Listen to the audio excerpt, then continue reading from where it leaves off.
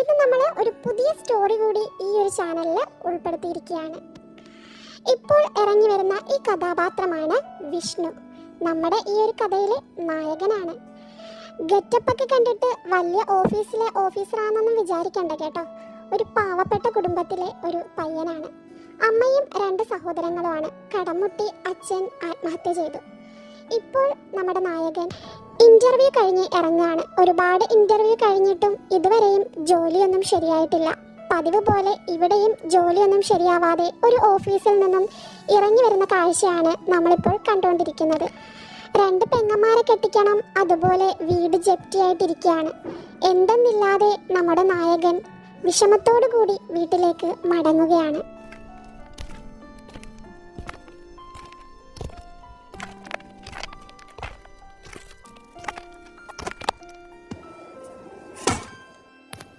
കുറെ ടൈയും ബെൽറ്റും പഠിത്തവും ഒന്നും വേണ്ട, എനിക്കിനി മടുത്തു.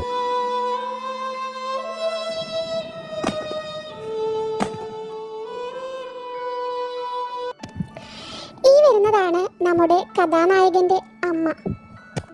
എന്തായി മോനെ പോയ കാര്യം? ഇല്ലമ്മേ, പതിവ് പോലെ തന്നെ ആ ജോലി എനിക്ക് കിട്ടിയില്ല. ഈശ്വരാ, ഇനി എന്താ ഒരു മാർക്ക്?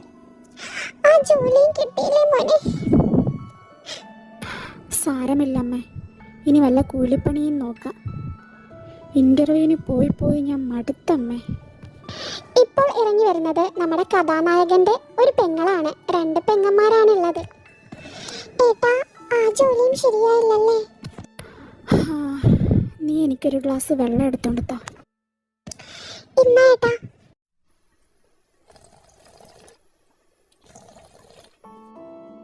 മോനെ, ഒരു ബ്രോക്കർ ഇതൊക്കെ നല്ലൊരു ആലോചനയായിട്ട് വന്നു. ഒന്നും വേണ്ടാന്നൊക്കെയാ പറയുന്നേ. ഞാൻ മറുപടി ഒന്നും പറഞ്ഞില്ല. ഒന്നും വിടാതെ അയക്കാൻ പറ്റുമോ? നിത്യേന ചെലവിനുള്ള കാശ് പോലും ഈ വീട്ടിലില്ല. ബാങ്കിൽ നിന്ന് ജപ്തി നോട്ടീസും വന്നിരിക്കുക. ഞാനിനി എന്താ ചെയ്യേണ്ട എൻ്റെ ഈശ്വര? അമ്മ വിഷമിക്കണ്ട. ഇനി അഭിമാനം നോക്കിയിരുന്നിട്ടൊന്നും ഒരു കാര്യമില്ല. വേറെന്തെങ്കിലുമൊക്കെ ജോലി നോക്കാം. ഞാനൊന്ന് പുറത്തു പോട്ടെ, ഇപ്പം വരാം.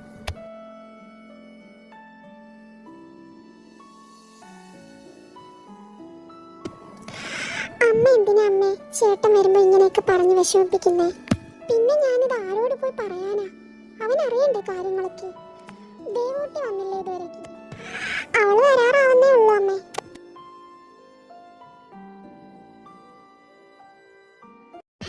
ഇത് നമ്മുടെ നായകന്റെ അനുജത്തിയായ ദേവൂട്ടിയെ സ്നേഹിക്കുന്ന പയ്യനാണ്. ഇതാണ് നമ്മുടെ നായകന്റെ, അതായത് വിഷ്ണുവിന്റെ 2ാമത്തെ പെങ്ങളായ ദേവൂട്ടി.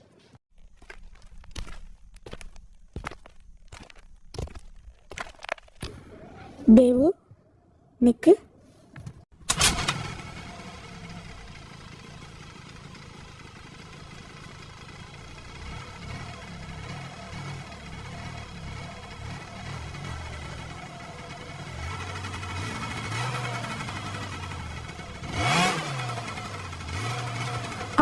ഒന്ന് നിക്കടോ. എത്ര നാളായടോ ഞാൻ തൻ്റെ പിറകെ നടക്കുന്നേ. തനിക്കൊന്ന് ചിരിക്കെങ്കിലും ചെയ്തൂടെ? താൻ എന്തുദ്ദേശിച്ച് എന്റെ പിറകെ ഇങ്ങനെ നടക്കുന്നേ? നിങ്ങൾ ഉദ്ദേശിക്കുന്ന ഒരാളല്ല ഞാൻ. എന്റെ പിറകെ ഇനി വരികയാണെങ്കിൽ എനിക്ക് എന്റെ ചേട്ടനോട് കാര്യം പറയേണ്ടി വരും. ദയവേത് ഇനി എന്നെ ശല്യം ചെയ്യരുത്.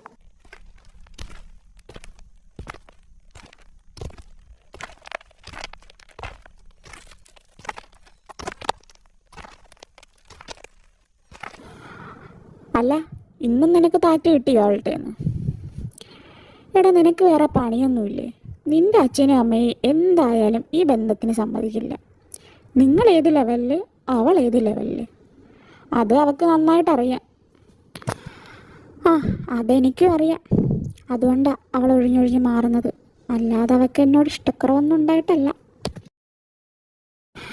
നീ വാ, കയറി, നമുക്ക് പോവാം.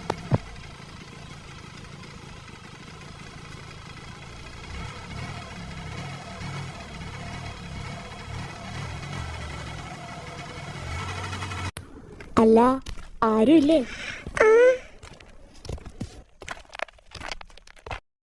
അതെ, ആ ആലോചന ആലോചനയുടെ കാര്യം ഇപ്പം ഞങ്ങളെ കൊണ്ട് ഒരു നിവർത്തിയുമില്ല. 1 വർഷം കൂടെ കഴിയട്ടെ എന്നാ മോനും പറയുന്നത്. ഞാൻ അത് പറയാനല്ല വന്നത്, വേറൊരു കാര്യം പറയാനാ. ആ വരും, അകത്തേക്കിരിക്കും. ഞാനിപ്പോൾ പറയുന്നത് നിങ്ങൾ ശ്രദ്ധിച്ച് കേൾക്കണം. നിങ്ങളുടെ എല്ലാ കഷ്ടപ്പാടും മാറാൻ വേണ്ടിയിട്ടുള്ള ഒരു നല്ല കാര്യമായിട്ടാണ് ഞാനിപ്പോൾ വന്നിട്ടുള്ളത്. മേലെ കുടുംബത്തെ അറിയാമോ? ആ, കേട്ടിട്ടുണ്ട്. മേലെ വീട്ടിലെ രാമൻ നായർക്ക് ഒരൊറ്റ മോള, കൺമണി. പറയുമ്പോൾ എല്ലാം പറയണമല്ലോ. കാണാൻ ഒരല്പം സൗന്ദര്യം കുറവാണ്. ഒരുപാട് ആലോചനകളൊക്കെ വന്നു, ഒന്നും അങ്ങോട്ട് ശരിയാവുന്നില്ല. അവർ ജാതിയോ മതമോ ജോലിയോ കൂലിയോ ഒന്നും നോക്കുന്നില്ല. നല്ലൊരു പയ്യനായിരിക്കണം. ആ കൊച്ചിനെ നന്നായിട്ട് നോക്കണം, അവർക്ക് അത്രയേ ഉള്ളൂ. അല്ല, അതിപ്പോ ഇവിടെ വന്ന് പറഞ്ഞ? ആ, അത് ഇവിടെ വേണം പറയാൻ. അവർ ഈ കാര്യം പറഞ്ഞപ്പോൾ എനിക്ക് പെട്ടെന്ന് നിങ്ങളുടെ കാര്യമാണ് ഓർമ്മ വന്നത്. ഞാനിപ്പോൾ പറഞ്ഞു വരുന്നത് നിങ്ങളുടെ മൂത്ത മകൻ്റെ കാര്യമാണ്. വിഷ്ണുവിന്റെ കാര്യമാണോ നിങ്ങൾ പറയുന്നത്? ആ, വിഷ്ണു എന്നാണല്ലേ ആ കൊച്ചൻ്റെ പേര്. അവൻ്റെ കാര്യം തന്നെയാണ് ഞാൻ പറഞ്ഞത്. നിങ്ങൾ ഒന്നുകൊണ്ടും ടെൻഷൻ അടിക്കേണ്ട ആവശ്യമൊന്നുമില്ല. നല്ല ആൾക്കാരാ. പെങ്കൊച്ച് നല്ല തങ്കപ്പെട്ട സ്വഭാവമുള്ളൊരു പെങ്കൊച്ച് നിങ്ങളുടെ കൂടെ നിന്നോളും. പണം ഉണ്ടെന്നോ അതിൻ്റെ ഗമയോ പത്രാസോ ഒന്നുമില്ല ആ കുട്ടിക്ക്. പിന്നെ പറയുമ്പോൾ എല്ലാം പറയണമല്ലോ. ആ കൊച്ചിൻ്റെ കൈക്ക് ചെറിയൊരു സ്വാധീനക്കുറവുണ്ട്. ഇട്ടുമൂടാനുള്ള പണമുണ്ട്. നിങ്ങളുടെ മോന് നല്ല ജോലിയും അവർ തന്നെ കൊടുക്കും. പിന്നെ ഈ 2 പെൺപിള്ളേര്, നിങ്ങളുടെ 2 പെൺപിള്ളേരെയും അവർ തന്നെ നന്നായിട്ട് കെട്ടിച്ച് വിടുകയും ചെയ്തോളും. നിങ്ങളൊന്ന് സമ്മതം മൂളിയാൽ മാത്രം മതി. അപ്പോൾ എന്തായാലും ഒന്ന് ആലോചിച്ചിട്ട് പറ. ജപ്തി നോട്ടീസൊക്കെ വന്നിരിക്കുകയല്ലേ, ഈ പിള്ളേരെ നന്നായിട്ട് കെട്ടിച്ചൊക്കെ വിടണ്ടേ? ആലോചിച്ചിട്ട് എന്താന്ന് വെച്ചാൽ തീരുമാനിക്ക്. ഞാനെന്തായാലും മോൻ്റെ അടുത്തൊന്ന് ആലോചിച്ചിട്ട് പറയാം. ആ, എന്താണേലും ഇന്ന് വൈകുന്നേരം ഒന്ന് പറയണം. ഞാൻ വൈകിട്ട് ഇങ്ങോട്ട് വരാം. നീ എന്താണ് ഇവിടെ വന്നിരിക്കുന്നേ? അല്ല, നീ ഇൻ്റർവ്യൂവിന് പോയിട്ട് എന്തായി? ജോലി ശരിയായോ? ഓ, അത് ശരിയായില്ലടാ, പതിവ് പോലെ തന്നെ. ഇനി എന്ത് ചെയ്യണം എന്നാ ഞാൻ ആലോചിക്കുന്നേ. എന്തെങ്കിലും ഒരു ജോലി കിട്ടിയാൽ മതിയെന്നേ ഉള്ളൂ. ഇപ്പോൾ ജപ്തി നോട്ടീസും വന്നിരിക്കുക. ഇനി എന്ത് ചെയ്യണമെന്ന് എനിക്കൊരു പിടുത്തവുമില്ല. ഒക്കെ ശരിയാവും അളിയാ. ജീവിതം ആകെ വഴിമുട്ടിയടാ. 2 പെങ്ങന്മാരെ കാര്യം ആലോചിക്കുമ്പോൾ അവളുമാരെ കെട്ടിച്ചു വിടാൻ പറ്റിയെങ്കിൽ അത്രയും മനസ്സമാധാനം ഉണ്ടായിരുന്നു. ആ, നീ അത് പറഞ്ഞപ്പോഴാ നിന്റെ ആയുഷ് നിന്നെ തിരക്കിയിരുന്നു. ആദ്യ പറഞ്ഞു തീർന്നില്ല, ദേ വരുന്നു.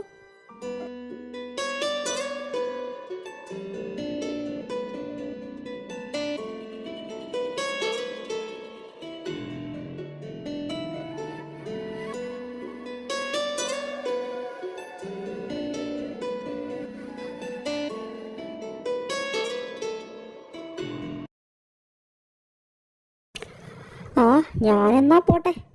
ഞാനിനി സ്വർഗത്തിൽ കട്ടുറുമ്പാവുന്നില്ല. ഞാൻ ദേ അങ്ങോട്ട് മാറി നിൽക്കാം. വിഷ്ണുട്ടാ, ആ, എന്താ വിഷ്ണുട്ട പോയ കാര്യം? ജോലി ശരിയായോ? ഓ, എന്താവാൻ, പതിവ് പോലെ തന്നെ. ഒന്നും ശരിയായില്ല. ഞാൻ വിഷ്ണുട്ടനെ കുറേ തവണ വിളിച്ചു, എടുത്തില്ല. ഞാൻ വളരെ അത്യാവശ്യമായിട്ടുള്ളൊരു കാര്യം പറയാനാ വിളിച്ചത്. എന്താ? നാളെ എന്റെ പെണ്ണാണ് വരുന്നുണ്ട്. ഞാൻ പറഞ്ഞതല്ലേ എനിക്ക് ആലോചനയൊക്കെ വന്നു തുടങ്ങിയെന്ന്. ഞാൻ എന്താ ചെയ്യണ്ടേ? എനിക്ക് വയ്യ അവരെയൊക്കെ മുന്നിൽ ഒരുങ്ങി കെട്ടി നിൽക്കാൻ. ഞാനിപ്പോ വന്നത് വിഷ്ണുട്ടൻ ഇപ്പൊ എന്തെങ്കിലും ചെയ്തേ പറ്റൂ. വിഷ്ണുട്ടന് മാത്രമേ ഇതിനൊരു പരിഹാരം കാണാൻ പറ്റുള്ളൂ. ഞാനിപ്പോ എന്താ ചെയ്യണ്ടേ, നീ പറ. അതിപ്പോ ഞാനാണോ വിഷ്ണുട്ട പറഞ്ഞു തരണ്ടേ? വിഷ്ണുട്ടൻ എന്നെ വന്ന് വിളിക്കും, ഞാൻ ഇറങ്ങി വരാം. ഞാൻ എങ്ങോട്ടാ നിന്നെ ഞാൻ കൊണ്ടുപോവേണ്ട, അതുകൂടി പറഞ്ഞു തരാമോ? വിഷ്ണുട്ട, ഒരു ജോലിയും ഇല്ല, കൂലിയും ഇല്ല, ഒന്നുമില്ല. ജീവിതഭാരം മുഴുവനും എൻ്റെ തലയിലായിരിക്കുന്നത്. ഞാൻ നിന്നെ എങ്ങോട്ട് കൊണ്ടുപോകാനാ? അപ്പൊ വിഷ്ണുട്ടൻ എന്നെ ഒഴിവാക്കാൻ നോക്കുകയാണ്. അതല്ല, വേണ്ട, ഞാനത് പറയുമ്പോ വിഷ്ണുട്ടൻ എന്നെ വന്ന് വിളിക്കുന്ന ഞാൻ കരുതി. വണ്ടി. ഐഷു, നീ വിചാരിക്കുന്ന പോലല്ല ഐഷു. നിന്നെ കൂടെ കൂട്ടാനുള്ളൊരു മാനസികാവസ്ഥയിലല്ല ഞാൻ. അപ്പൊ എന്റെ പിറകെ നടന്ന് സ്നേഹിച്ചപ്പോഴോ? ഇതെല്ലാം അറിവ് വെച്ചിട്ടല്ലേ വിഷ്ണുവേട്ടൻ എന്നെ സ്നേഹിച്ചത്, എന്റെ പിറകെ വന്നത്? ജീവിതത്തിൽ എന്തെങ്കിലുമൊക്കെ മാറ്റം വരുമെന്നാ ഞാൻ കരുതിയേ. ഒന്നും നടന്നില്ല. ഇനി ഒന്നും നടക്കുമെന്നും എനിക്ക് തോന്നുന്നില്ല. അപ്പൊ ഞാൻ ഇനി ഒഴിഞ്ഞു മാറണമായിരിക്കും അല്ലേ? നീ വീട്ടുകാർ പറയുന്ന ആ വിവാഹത്തിന് സമ്മതിക്ക്. നീ പോയി നന്നായിട്ട് ജീവിക്ക്. എൻ്റെ കൂടെ വന്ന് പട്ടിണിയും പരിവശവും മാത്രമായിരിക്കും നിനക്ക്.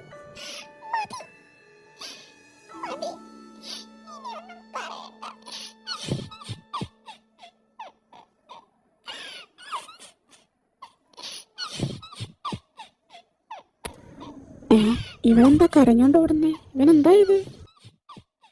ഡാ, അവളെന്തിനാടാ കരഞ്ഞോണ്ട് ഓടുന്നേ? അവക്കൊരു ആലോചന. ഞാൻ പറഞ്ഞത് സമ്മതിക്കാം. ആ, അവളേലും രക്ഷപ്പെടും. അല്ലേലും അവളെ വാപ്പ ഇത് സമ്മതിക്കത്തില്ല. അത് മാത്രമല്ല, അവളെ നീ കെട്ടിക്കഴിഞ്ഞ ജാതി മതവും അതിൻ്റെയൊക്കെ പേരും പറഞ്ഞ് നിന്റെ പെങ്ങന്മാർക്ക് പോലും ആലോചന വരത്തില്ല. ആത്മഹത്യ ചെയ്യാനാടാ തോന്നുന്നേ. ഞാൻ വീട്ടിലോട്ട് പോട്ടെ. ഡാ അളിയ, അബദ്ധമൊന്നും കാണിക്കില്ലടാ.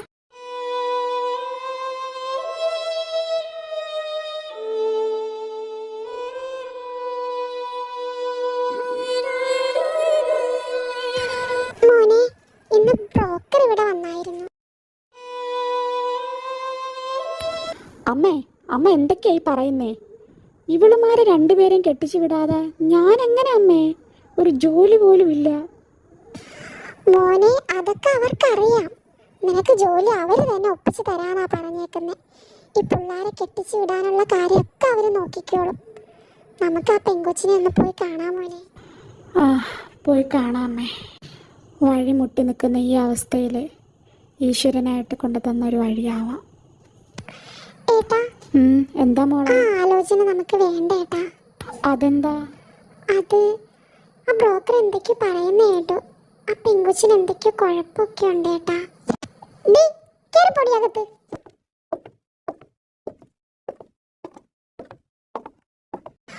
മോനെ, പെങ്കൊച്ച് കുറച്ച് കറുത്തിട്ടാ.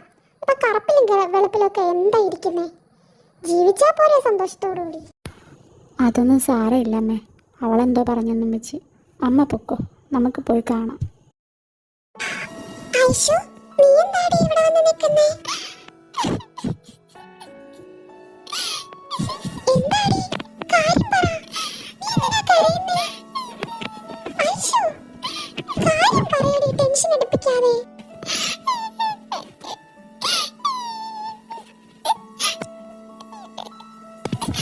എന്താണെങ്കിലും നമുക്കൊരു പരിഹാരമില്ലേ മോളെ? നീ ഒരു കാര്യം ചെയ്യ്, ഇങ്ങോട്ടിരിക്കും, എന്നിട്ട് കാര്യം പറ. എന്താ കാര്യമെന്ന്?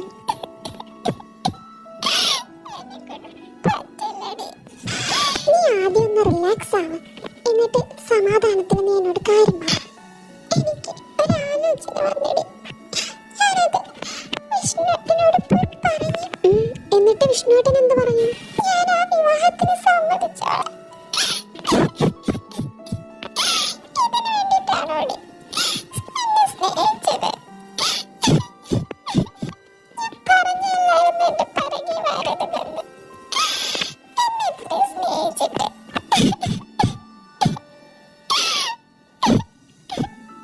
ഞാൻ നിന്നോട് അന്നേ പറഞ്ഞതല്ലേ ഇത് വേണ്ട വേണ്ടാന്ന്. നീ കേട്ടോ? ഇപ്പൊ എന്തായി? അല്ലേ തന്നെ ഈ ജാതിയുടെ മതത്തിന്റെ പേരിൽ വീട്ടുകാർ പോലും ഇത് സമ്മതിക്കില്ല. ഇപ്പൊ വിഷ്ണുവേട്ടനും ഇത് വേണ്ടെന്ന് പറയുമ്പോ നമ്മൾ പിന്നെ എന്താ ചെയ്യാ? ഇനി ഇരുന്ന് കരഞ്ഞിട്ട് എന്താ കാര്യം? ഞാൻ വിഷ്ണുവേട്ടനെ ഒന്ന് കണ്ട് സംസാരിക്കാം. ഞാൻ പോയി പറഞ്ഞിട്ട് പോലെ കേൾക്കാത്ത വിഷ്ണുവേട്ടനാണോടി ഇനി നീ പോയി പറയുമ്പോ? നീ ഇങ്ങനെ കരയാതെടി. പോട്ടെ, സാരമില്ല. എല്ലാത്തിനും ഒരു പരിഹാരമുണ്ട്. നീ ഇങ്ങനെ വിഷമിച്ചിരിക്കാതെ. പോട്ടെ.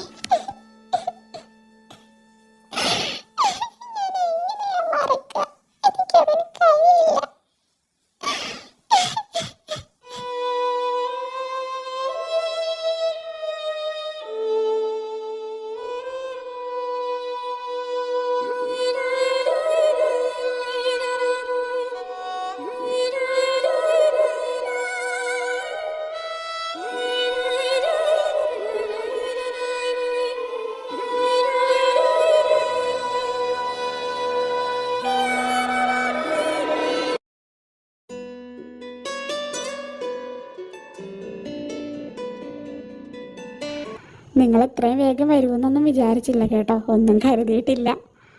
ഞങ്ങൾക്കൊരൊറ്റ മോളാണ് ഉള്ളത്, കൺമണി. ഈ കാണുന്നതൊക്കെ എൻ്റെ മോക്കുള്ളതാണ്. ഞങ്ങൾക്കൊരൊറ്റ ആശ മാത്രമേ ഉള്ളൂ, അവളെ പൊന്നുപോലെ നോക്കുന്ന ഒരു പയ്യനെ വേണം.